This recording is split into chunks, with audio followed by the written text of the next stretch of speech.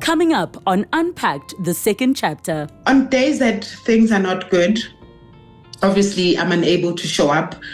I don't know how I've done it, but I've seen my partner do it, where he shows up for both of us. On good days, I'm obviously there. I'm showing up as a partner. I'm doing my best, you know.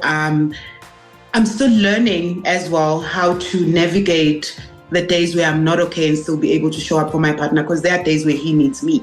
We are a team in this thing. It's not just about me or just about him. So I think we've developed a strategy of, we know that when it's not a good day, we give Nobuhle a rest and she takes care of herself, and we push back whatever needs to be done for when I'm okay. So it's a struggle. I won't lie, it's a struggle. I'm still also trying to find my feet with this. We are also in couples therapy, which helps a lot. Some things that I hear in that therapy session, I'm like, is that how you feel? But I've got to appreciate and hear what he has to deal with. It's not easy to be in a relationship with a person that struggles with mental health. Previously on Unpacked. Where I grew up in the township, it was always like, no, man, you're just seeking too much attention. There's nothing wrong with you. At the time, I was around 6, 7. So I was sexually abused as a kid. The first time this comes up now. I blocked it out, so they also didn't know at home. They only found out when I was like 30. When was the first time you were able to put a name to it, to say, I am depressed? I went home that night and I tried to commit suicide. I'm just not okay inside. I don't know how to explain it to you. I don't know how to put it in words. But I go in a day, like I go from extreme happy to sad, and I'm just not okay inside. What exactly was going through your mind at the time? I've heard of people say, I was just numb, I wasn't thinking anything. Others say I was just playing things in my head. I just wanted to end everything. I just felt like I'm a burden to everyone around me, to my friends and my family. I just wanted to end everything that was happening. And I felt like with me gone, it would be better. I've never dealt with any of my issues. I've never sat down and said, okay, this is what's happening. How do we deal with it? I just block and move on, block and move on. So now I've got to unblock and try and find it and figure it out. So it's a lot. It's a lot, but I'm grateful that I started with therapy and it's helping me with that. Today, in this moment, where are you in regards to your depression? I think I am just at a stage where I am enjoying life and I'm just kinder with myself, because I feel like I put so much pressure on myself as well to be okay at a certain time. And I just need to remember that it's a journey and I need to allow the process to happen. So I am at a place where I'm able to talk about it now. I'm sitting here and talking about it, and that's a good thing, you know. So that's where I am at the moment, to just share light of what I've gone through or am going through. Do you still have active thoughts about trying to take your own life? Do you still have those moments of, it would be so much better if I just wasn't here at all? No, not currently. And I hope I don't have them ever again. Want the full story? Watch the original episode on my channel. Find the link in the description down below.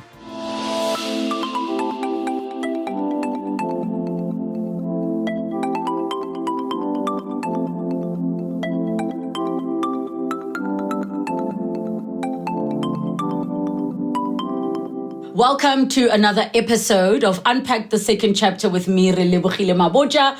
And of course, you must be subscribed to this YouTube channel and hit the notification bell so you can be the very first to find out when a brand new episode is out and other content that we have on this show. Now, this episode and this guest that we're hosting today really touched me when we sat down together to speak about depression and suicide. Mental health is a big topic in the country, but being a public figure speaking so openly about something that has so many negative stigmas and taboos and implications as well, really for me was so brave and a moment that I personally am so proud of. So I'm so glad that Nobuhle comes back to join us as we catch up and follow up and see how she is doing on her journey with her mental health, but also with her life. Nobuhle, welcome back. Thank you so much for coming through. Hi, everybody. Thank you for having me back. Only a pleasure. I'm excited to be here. Firstly, respect. Thank you. I can't imagine how easy it is living life in the public when you are sharing such a personal battle publicly, but also understanding why it is so important to do so. So let's start at how have you been? Phew. I feel like that's a loaded question, but today sitting here and talking to you, I feel I've been okay. I also feel I've made major progress towards my healing journey. But today I just feel okay. It's just been a bit turbulent because I recently just lost 2 friends and we had their send-offs yesterday. So yeah, but I feel okay. I feel okay nonetheless. And I think it's also important when we have these conversations because they tend to be once off and then people think, oh, great, she said it, all is well now, when it really is an ongoing journey. Knowing better in the context of mental health and understanding intellectually or connecting the dots of past traumas to where you are now and how you're feeling doesn't just suddenly mean that everything goes away. Mm-hmm. Yeah. As you mentioned, that it is an ongoing journey. From the last time I sat down with you and I spoke about it, and I think I unpacked it on the last interview that we had, and it started unpacking from that day. I worked with myself and my therapist. Some things that I didn't understand about myself and why I reacted the way that I did was because of trauma that I had held on to. I used the system of blocking and moving on. And that is not ideal because you are still withholding yourself within the trauma. So I had to learn how to let go, like not to just block the stuff, go back to it, unpack it, work through it so that I can just be better every day. So as you say, it's an ongoing journey. Healing is an ongoing journey. There's no set date as to when you are going to be healed. You constantly just putting in work on working on yourself. It's hard. And I said recently to a friend, I had a conversation. I'm like, actually healing is ugly, but it's beautiful. I know it doesn't make sense to some people, but there's ugly parts of you that you've got to face and you've got to deal with. But once you're done with that, you see the beauty of who you are. So yeah, that's where I am. And I think a person doesn't even need to be diagnosed with clinical depression or attempt to take their own life to relate to the human experience of going through things and maybe your body and your brain protecting you by blocking them off for you to survive. Only for them to start manifesting and surfacing in other ways as you get older, to then have to be faced with them. And like you said, it's ugly and it's beautiful at the same time, in the sense that, you know, the way God built us in such perfection is that our bodies know when we can't handle certain things. And I think about your journey that you shared with us, Nobuhle, being this little girl, being vulnerable, taken advantage of. Had your brain even tried to process what was going on at the time, it would not have been able to. So it kept you going to a point where now not only are you able to process, you have the support system around you and you have the words for some of these things that you went through. And I think that's so important and big. Yeah, it is very important. I mean, I can't imagine as a kid, as little Nobuhle, how I was able to deal with what was happening around me, you know. But as you say, God just built us so amazingly that my brain and my heart just literally surrounded me and held me together up until a point where now I was able to say, wait, this is enough. I can't deal with this. I need to process. I need to understand what happened and have the vocabulary to be able to speak and explain to the next person and say, hey, this is how I feel all my life, all these years. This is what I felt. This is what happened to me, and be able to talk about it and be able to get the knowledge around what was happening with my mental health. What was happening, not even was, is. I'm going to say is because I'm still going through it. What is happening with my mental health? What is mental health? What is depression? What was I doing when I tried to commit suicide? And all those things, and unpack. So yeah, I think the body just has a threshold of how much it can take, if that makes sense, in terms of trauma, and then it just says, okay, release me now, get some help, do something about it. And that, I think that's what happened to me. How was the feedback from the episode going out? I mean, it went out on national television, internationally, on YouTube. What is some of the feedback that you received, and how was it watching yourself? Watching myself, to be honest, I actually still have it on my TV because I recorded it. Watching myself the first time was hard. Now when I watch it, because I go back to it now and again, I can see the progress that I've made, and I'm very proud of that. I was very nervous about the episode coming out, also because it wasn't a planned thing that now I'm going to come out and say this. So I was very nervous about it, especially for my family. Because we really hadn't spoken about it in depth and in person. I come from a home where we sweep things under the carpet and we move on. And now I'm teaching them that, no, we've got to talk about things, So I was nervous about it. But the reaction and the feedback, Nobuhle, has been so overwhelming in terms of people giving me support, encouraging me, but also lots and lots of women that have gone through what I've gone through. You always tend to think that you are on your own, but the numbers are scary to think that like every second female has gone through what I've gone through. Every second human being has mental health issues, and we speak about it enough, but we just haven't found solutions. I think now we need to put the action. We've done the words, let's put the action towards getting better and dealing with mental health issues and trauma or whatever else that might affect one's mental state. So it's been overwhelming in a good way, in a positive way as well. And I've given, as far as my social media platforms, I've given as much encouragement as I can to people that said, listen, this happened to me. Where can I go for help? I don't work with any organization, but whatever information that I have, I share it with people that inbox me or DM me privately, because I feel like that alone, to be able, we are strangers, but to be able to tell me that you are struggling with something like this, it's a huge step. And that is the first step towards healing. So that is, people must know that takes a lot of courage to be able to do that and step up and say, I need this kind of help. I am going through this. So yeah, it's been a great feedback, if I can say so.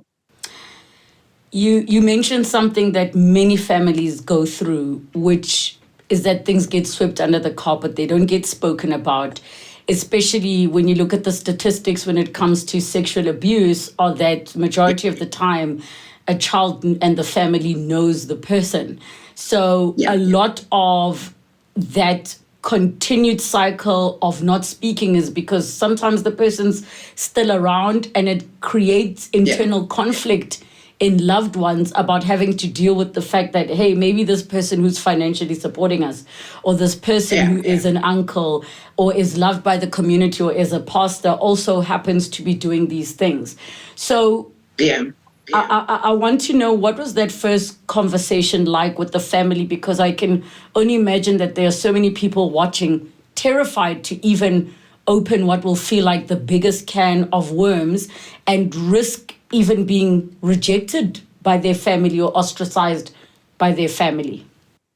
That conversation, to be quite honest, is still yet to happen, because my elders at home, I don't know. I think it's also because of their background. They don't find it easy to open up and talk. But through my healing journey and what I am going through, I can see some changes. Mom tries a lot. She's not a woman of many words. She will just randomly call and say, hello, what are you doing? I'm checking up on you. But that is her way of trying to say, I am here. Even though she may not have the words to say what she wants to say, just that act of picking up the phone and saying, what are you doing? Where are you? It's her way of communicating with me. So when the episode obviously did come out, my aunt, my mom's older sister, shared with me that my grandmother went through the same thing when she was a little girl. And she shared it with me via text. So I know that sometimes she may also not physically in person be able to speak to you, but she opens up now a lot more. And that's what it's done for my family and I. Lines of communication have been open. They are not perfect. I don't think there's ever going to be a time where it's perfect. But the fact that they are open and we can look after each other in small little acts, it means a lot with me, for me. And I think they're also starting to understand my behavior, because before they were just like, what is wrong with her? What is she doing? So it's become an educational process as well for all of us around mental health. Yeah. And with your brother, where the two of you lived in different homes, him having this idea of the type of life you were living. Yeah. What was his feeling? What did he share with you after the episode came out? He not so much share. It's in the change of behavior. If I'm making, he's become very protective, and I'm like, dude, I'm 42, I'm okay. But he's like, I've got you, like little pats on the back. He's like, I've got you. Whatever you need, I've got you. Like I say, my family doesn't have a lot of words. There are people that don't speak much, but I see the change in behavior. They've rallied around me.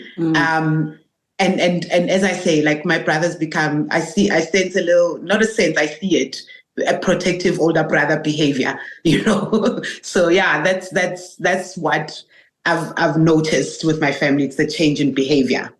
What makes me so happy with what you're saying is that sometimes the expectation is a very specific kind of support that all of a sudden the family is going to be sitting in a big group with okay, let's talk about our problems. And I think it's important to show it doesn't always look like that. So, for example, a person might be going through grief and people don't know what to say. And what they do is when they give you a hug, it's like 10 seconds longer. And there's nothing spoken, there's nothing said, but it is felt. And I just love that you are validating all kinds of support that are small. And like you said, it's in the changes. And I just really hope for everybody that even if the family doesn't have one big sit down like a reality show, where now they're all addressing their issues head on, you are able to share what you did, like mom calling and your brother being a bit more protective. And I really hope that those small changes are making the world of difference to you. Yeah. For me, it's been a huge upliftment and a huge relief as well, because as I say, when the episode came out, I was so nervous, especially for my family, because this is something that we hadn't openly spoken about, and also they didn't know as well. So the fact that the episode really helped, I believe it really helped my family to be able to understand what it is that I'm going through, because I wasn't able to tell them and to let them in that way. So it opened the door for me to be able to now go in and say, okay, this is where I am, this is what I'm struggling with. So the episode helped a lot, and they got it. They got it. No one on this earth is perfect, so there's not going to be a perfect response. And I appreciate my family and friends, not only just family and friends, for just trying to be able to be there for me, to uplift me. That means a lot to me. extremely, especially in the industry that I'm in, because it's so demanding. There's so much pressure. You tend to forget how to look after yourself. So, yeah.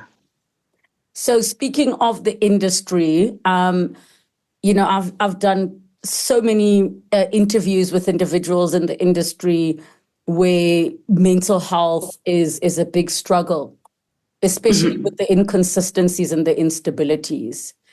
How have you made that transition from, being on a daily soap where your routine is locked to now, not having the same kind of financial security? Every day is different. I still live with a fear of not having work and not having money. And even though to people are like, you're doing so much, it's like it will always just be there because anything can happen. How have you been coping? The first quarter of the year, because we finished the show end of 2023. The first quarter of 2024, I struggled mentally. I went from being super busy, being on set every day, to actually having nothing to do. Right? So when they gave us the news that the show's going to close, one automatically goes to, what can I do financially secure all those things? All right, savings were there. Guys, savings. Do it. Savings were there. Yeah, and you're like, okay, so this is going to push me up to this time. And that was okay. And I'm like, if anything, there's family, there's friends, it's going to be okay. So financially, I was prepared for it. But it hit me January this year when everybody was going back to work. Mentally, I didn't anticipate what was going to happen to me. And it felt like my whole world was coming down. I was crashing. I had to cut some costs, obviously. So I pushed out therapy. I know I shouldn't have. I know I shouldn't have, but just to make sure that things are staying afloat, I had to push that. But that is the time that I needed it. I only realize now I should have cut out other things, but in a state of panic and trying to save the situation, I pushed back therapy. But my head, I just suddenly felt like, I started doubting myself. When I know what I'm doing. I've been doing it for years. I've got 18 years experience in the industry. I started doubting, can I even act, guys? Do I even know what I'm doing? I went to school for acting. So how am I doubting myself? It was rough. I don't want to lie. The reality of it, and we never speak of this, especially in the industry as peers. We never speak of not having consistent work and what happens when you lose it. We never speak of it. We always want to come out and appear as, I'm okay, I'm doing fine. It mentally messed me up. It really did. Until obviously I started speaking to friends, and I went back to therapy, and I needed to find an outlet of what I was going through. I'd lock myself up in the house, wouldn't go anywhere. Everybody started seeing that something is wrong. I'm much better now. I am much better because I had to pull strings and go back to therapy because I was not going to survive it if I didn't, and just doing things that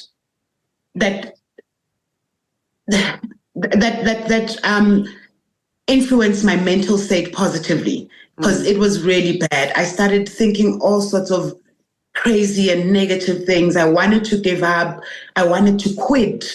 And I remember saying to me, Lord, how can you give me this gift? And now I want to quit. I don't want to do it anymore, simply because I moved from a consistent situation to now being a freelancer. And I don't want to sound negative only. It's been a positive year in the sense that I had work here and there. I shot two movies, one international series, commercials. So there's been work here and there. It's just the adjustment from the norm, what I've always known for 18 years to this. And that's what I was struggling with, or still am struggling with, but I'm much better now.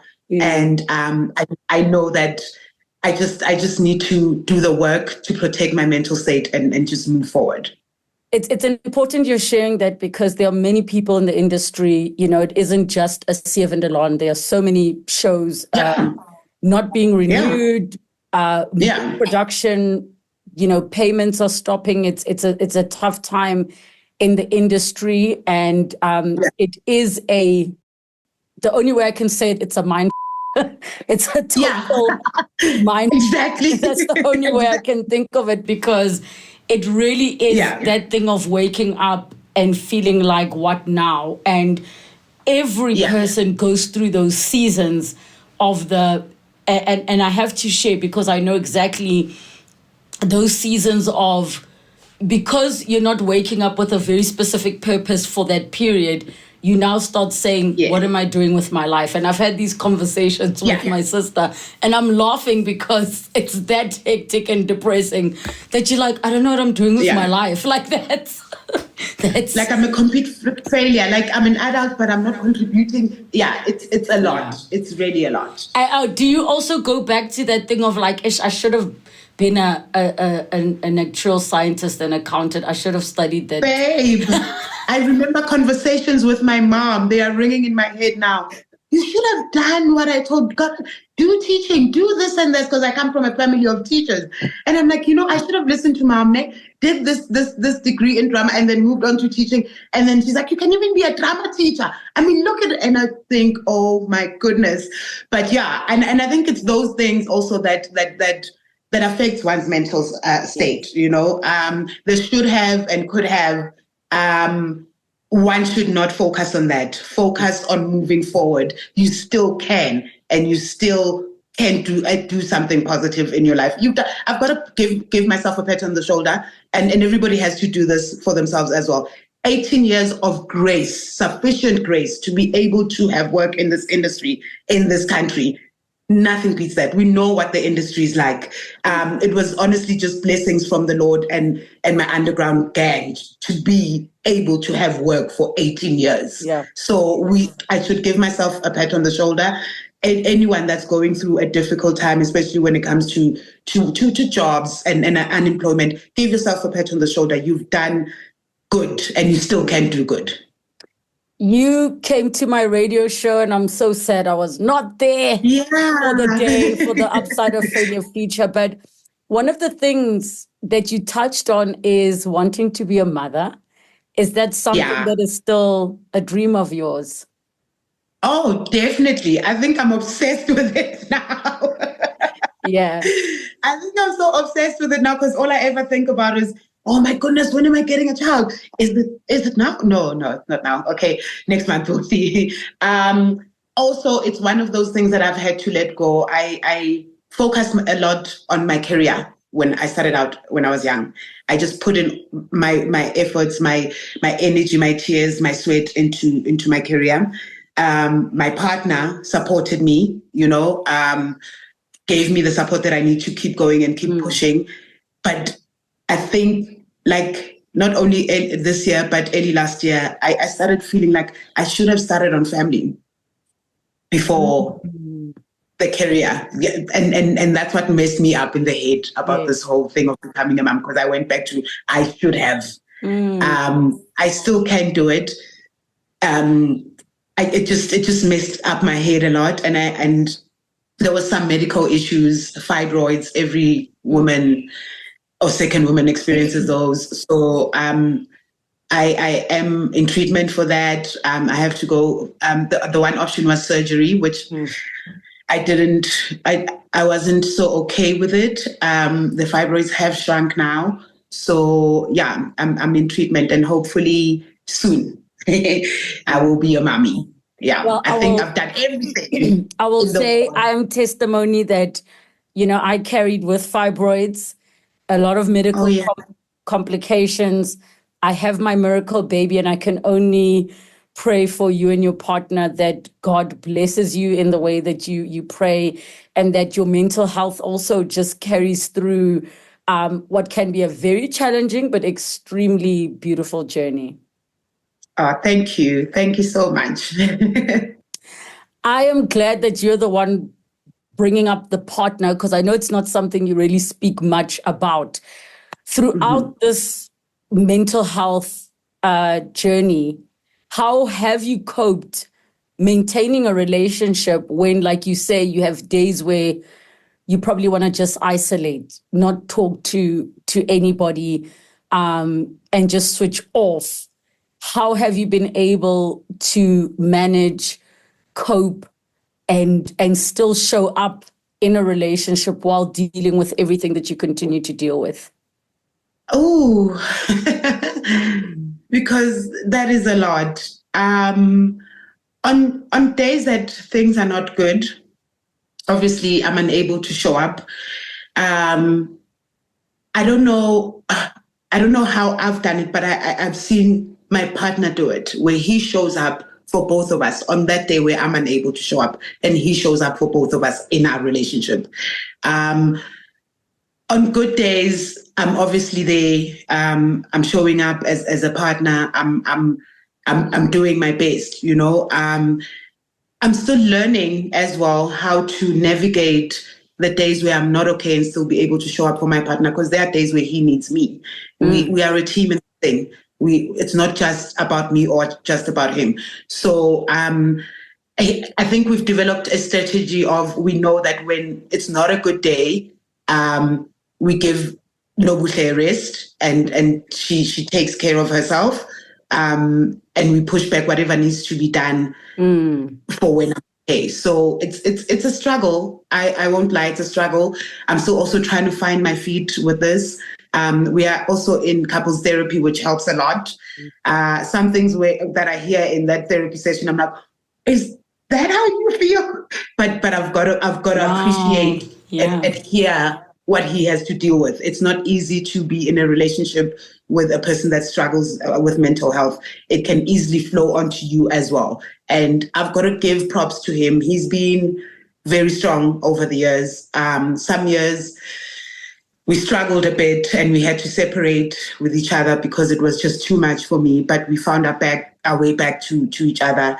And we're just trying. We're really trying this time around. So yeah, I don't know how I show up on days that are not good.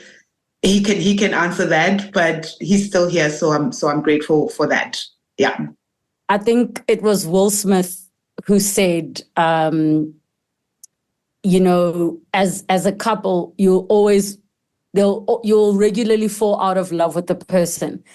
And the way I would, as long as you don't do it at the same time. And I think from what I'm hearing is, when one is not able to show up, as long as both of you are not able to show up at exactly the same time. So at any moment, the ship is still moving, but someone's like, okay, cool, I'm going to captain, don't even row. Yes. We're not sleep. Yes. And then, you know, as long as the boat is just not there going still on its going. own. Yes. And I think you shared that so well. Are you ready to hear some comments and questions from the viewers? Yes. Yeah, I am. All right. One is from Divine Celeste, who says, wow, how was she holding it all in for so many years and still achieved in life through it all is so commendable. She is strong, my goodness. That's one comment. How would you like to respond to that? I'm only realizing now, actually, when I was going through it, I didn't see it. I'm only realizing now how strong I am. I doubt myself a lot, but I'm realizing now through my healing journey how strong I am. So thank you very much, Celeste. And yeah, I must just give myself a bit of grace as well. Grace indeed. Another one is from Nkovish Nkumanda. This is on Facebook, who said, this cuts so deep. I hope Mimi can heal and find peace in her heart. Do you feel like you are healing and finding peace? Oh, yes. I am definitely finding peace. Like I say, especially the healing journey, that's an ongoing thing. And I have done so much progress. I definitely feel like I am healing. Some days may be better than others, but I'm at a better place. All right, the last one is from Pinky Litsele, who says, yeah, heartbreaking story. But she opened my eyes about locking some memories up. I thought I was the only one doing that. So sad. So what do you want to share with all of the viewers about unlocking, traumatizing memories, opening up those scabs and those wounds? Yeah. What has it done for you? Sure. Oh, and unblocking traumatizing memories for me has helped me be stronger. It has helped me heal wounds that were not healed, because we tend to think that blocking sorts out the situation, but it doesn't. It catches up with you. And when I say this, it's because I knew, I think by the age of 30, that it was catching up with me. So it helps to heal those wounds so that your healing process is not just the surface only. You've gone deeper. You've healed the root of the wound. So don't be afraid to do that. Go there. It is going to be difficult, but stand strong. This is for you. This is for your healing journey. It's healing the child in you. So stand in there and do it. Thank you so much, Nobuhle, just for sharing. In closing, what are your final thoughts that you'd like to share with everybody? My final thoughts would be, I would like for us, I mean, we've been speaking now, not just only me, there's many of us, especially public figures, so to speak, and not public figures as well, that are in our communities or in our circle of friends or whatever. We've spoken out now about mental health. We've spoken out about childhood traumas. Can we now find a way? Dialogue has been open. Find a way of solutions. And just stop talking only. Like, can we put the action now? I don't know through what channels we can do this, but can we put the action and actually get the help? Because we are still losing too many people over mental health illnesses. So we need to put in the work.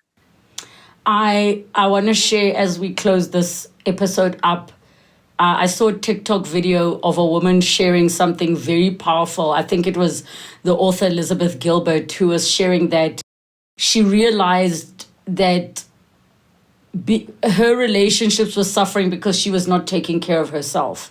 So what that means is you inadvertently look externally for the validation. I shared it with my therapist, and he said this very powerful thing to me that I want to share with everybody on that note you've mentioned. Self-care is a community project. It's not a solo project. And the reason it's a community project is because if Nobuhle is not taking care of herself, she's going to put it out onto other people, be it at work, be it on the road. If Nobuhle is not taking care of herself, she's going to put it out to other people, and it has a ripple effect. So I love that you're saying, okay, we've done the talking, what is the action? So I hope we close off this episode with us realizing that the healing is a community project. Yes, we have our individual journeys, but the impact of what will happen on society, you see it in the crazy things that are happening, the extreme violence, the gender-based violence, all of the things that we're seeing. It is a community project. So comment down below with the things that you would like to suggest. We will put all the details of organizations you can contact if you're struggling with your mental health, struggling with depression, suicidal thoughts. We will put all of the details of SADC, Lifeline, and the relevant support groups you can get in touch with. Nobuhle, thank you so much just for being so real. And thank you just again, Nobuhle, just for opening up. And I hope we all take this as a challenge for going forward, that you don't have to be diagnosed with depression. You don't have to have suicidal thoughts. We all have some kind of trauma or healing work that we need to do. And the question is, how do we do it? So comment down below and let us know, of course, if there are any other questions or thoughts you want to share on the subject. So thank you so much to our fantastic guest, Nobuhle, and to all of you who are fans of Unpacked with me, Nobuhle Mabotja. If there are any other guests that you want to see us revisit and bring back, find out where they are, what they are up to, ask them some of the questions that you have for them, comment down below. Don't forget to subscribe to our YouTube channel, hit the notification bell as well, so that you can be the first to know of all the brand new content that is on the channel. Unpacked, the second chapter, is doing all the things it's supposed to be doing. We are moving, we are growing, we are conversing, we are engaging. Don't forget to follow us as well on the socials at Unpacked Show, and you can hear more about the fantastic things that we are doing. Thank you for tuning in. Till next time. Next time on Unpacked, the second chapter. Can you tell us, Jorge, what was that period of your life like working at a mortuary? So now my part was I should monitor. You do. Monitor What is monitoring? Like, what does that mean? O monitora ditobo? Okay, mosharo ne ke mo gone ke moshar plus funeral plan. So the two. So when I have to monitor stuff, I have to check or who was part of our funeral plan or just a customer. Oh. So from more we swap. And then which year I was a different one from other mortuaries where we just throw the dead body. I not lied, no such that thing got recovered, so it's just a cold room. And then after, maybe an hour after, it something happened now, wake up, but before that, trying to make sure mutu vele on fit. Need to make sure. And then what are the organs trying to udinte? And then if it happens from forward to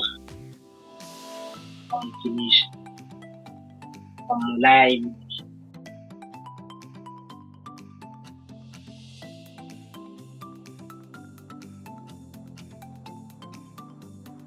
Is there anybody that you would love to see on the second chapter? Maybe there's a question that you think I should have asked, or something that was burning after you watched and you wished you could have the guest back. Maybe you were confused, or maybe you felt like, there's definitely more to the story. Comment down below and let us know who you'd like to see, which story you'd like to revisit, which guest you'd like us to invite back for Unpacked, the second chapter.